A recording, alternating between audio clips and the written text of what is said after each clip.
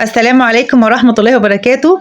كل سنة وانتم طيبين والإخوة المسيحيين طيبين وبألف خير، وعيد ربيع سعيد عليكم وصيف سعيد عليكم كلكم إن شاء الله. فيديو النهاردة في شاطئ ستانلي، وكان يوم جميل جدا، كان في احتفالات بعيد الربيع وكان كمان في حضور محافظ اسكندرية. النهاردة جايبه لكم أسعار تذاكر دخول الشاطئ، وجايبه لكم أسعار تأجير الكباين.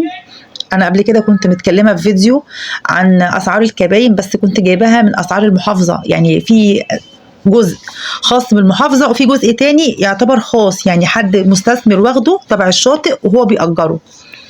بالنسبه لبتاع المحافظه هحطه لكم تحت في الوصف، لو حد يعني عاوز ياخد حاجه من المحافظه نفسها. دي بتبقى ب 100 جنيه، بتبقى اقل من اللي هتكلم فيها دلوقتي. تمام. بالنسبه لتذاكر الدخول عامله 25 جنيه شامله شمسيه وكرسي وترابيزه لو لفرد واحد. طب لو 4 افراد بيبقى شمسيه واربع كراسي. بالنسبه بقى للكابينه، الكابينه تاجيرها عامل 350 جنيه من الساعه 7 صباحا حتى الساعه 2 بالليل، شامله 4 افراد. دخول 4 افراد بيكون فري، وكمان الشاطئ واي حاجه بتكون فري، حمامات اي حاجه من دي. بالنسبه للحمامات مش موجوده في نفس مكان الكباين. انا دلوقتي كده المفروض في اتجاه للكابينه، يعني انتوا المفروض بتنزلوا وتمشوا على الرمله دي علشان تخشوا لاتجاه الكباين، هي الحته دي كلها. الحمامات مش موجوده في المنطقه دي خالص، موجوده بره عند السلم بتاع الدخول والخروج. بالنسبه للبحر، الحته اللي قدام الكباين دي خاصه لرواد الكباين بس، ودي كانت معروفه زمان باسم منطقه الحوض، اللي كانت امنه للاطفال او لاي حد ما بيعرفش ان هو يعوم كويس، ملوش في الامواج، يعني بيخش في المكان ده. تمام. بالنسبه للحمامات للناس الكبيره في السن، في حمامات خاصه ليهم بتكون ارضي، بتكون برضو عند بوابه الدخول والخروج، بس تحت خالص في الارضي عند الرمله. تمام. بالنسبه للكابينه زي ما انتم شايفينها ما فيهاش اي حاجه خالص غير كراسي وترابيزات بس. الغرض منها انه كنتوا بتقعدوا براحتكم بخصوصيه اكتر. اللي عاوز مثلا يخلي حاجته موجوده في الكابينه وينزل هو واسرته كلها، عاوز يشحن موبايله، يعمل حاجه في الكاتل كده يعني.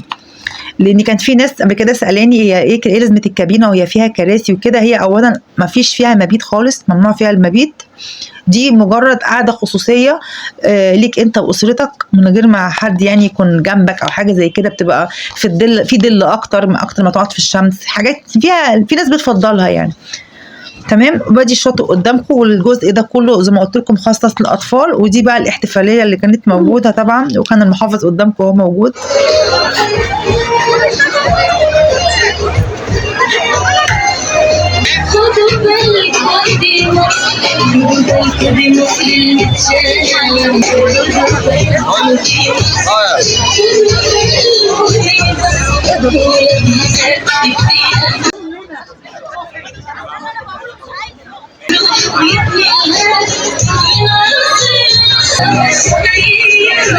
كده يكون انتهى فيديو النهارده. اتمنى يكون الفيديو عجبكم. كل سنه وانتم طيبين، ما تنسوش اللايك والاشتراك في القناه، والسلام عليكم ورحمه الله وبركاته.